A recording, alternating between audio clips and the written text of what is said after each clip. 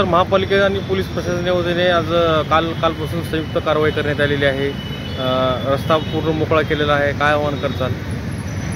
काल दिनांक 14 रोजी महापालिका आणि पोलीस प्रशासनाच्या संयुक्त कारवाई करण्यात आलेली आहे। यामध्ये दयानंद कॉलेजसमोरील रस्ता असो उषा किरणपर्यंतचा रस्ता जो आहे त्यामुळे पथविक्रेत्यांनी बऱ्यापैकी अतिक्रमण केलेलं होतं आणि त्यामुळे नागरिकांना ये जा करण्यासाठी अडचण होत होती, रहदारीची अडचण होत होती। या सर्व समस्या जाणून घेऊन पोलीस प्रशासन आणि महापालिका प्रशासनाने या ठिकाणी अतिक्रमण हटवायची कार्यवाही कालपासून सुरुवात केलेली आहे आणि ही कार्यवाही अशीच सुरुवात राहणार आहे। तर आता या ठिकाणी पूर्ण अतिक्रमण हटवल्यामुळे सर्व रस्ता आहे तो क्लिअर झालेला आहे। तरी शहरातील नागरिकांना मी याद्वारे आवाहन करतो की आपण हा पर्यायी रस्ता वाहतुकीस वापरावा, जेणेकरून मेन रोडवरील जो वाहतुकीचा भार आहे तो बऱ्यापैकी कमी होऊ शकतो। काही व्यापारी पण आहेत की त्यांचं म्हणणं आहे की आमचं आता पुनर्वसन महापालिका करणार आहे का? त्या अनुषंगाने काय आपल्या महापालिकेने काही उपाययोजना करण्यात आलेल्या आहेत का?